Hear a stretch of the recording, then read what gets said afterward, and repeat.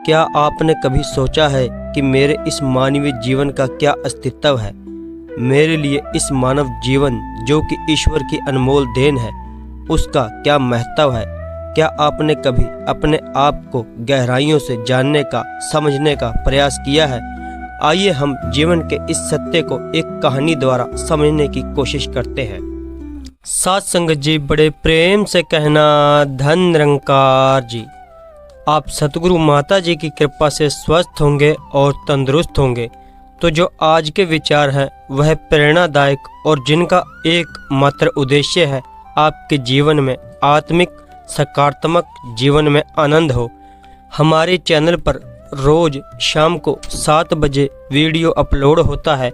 आपसे विनती है आप चैनल को सब्सक्राइब करें और इन विचारों को अपने जीवन में ढालें। सत्संग जी, बड़े प्रेम से कहना धन निरंकार जी। तो सत्संग जी, चलिए कहानी की करते हैं शुरुआत, और जिसका शीर्षक है सच्ची दोस्ती। वह शाम को ऑफिस से घर लौटा तो पत्नी ने कहा कि आज तुम्हारे बचपन के दोस्त आए थे। उन्होंने 10,000 रुपये की तुरंत आवश्यकता थी। मैंने तुम्हारी अलमारी से रुपए निकाल कर उन्हें दे दिए।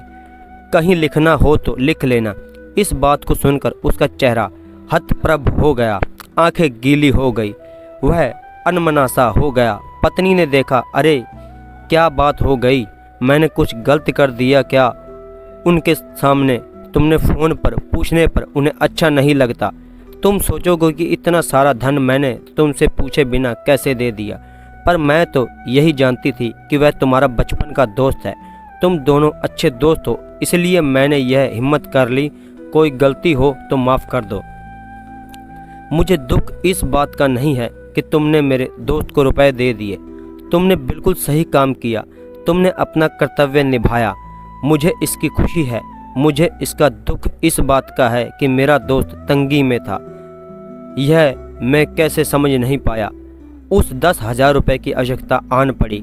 इतने समय में मैंने उसका हाल चाल भी नहीं पूछा। मैंने कभी भी ये कभी नहीं सोचा कि वह मुश्किल में होगा। मैं भी कितना स्वार्थी हूँ कि अपने दोस्त की मजबूरी नहीं समझ पाया।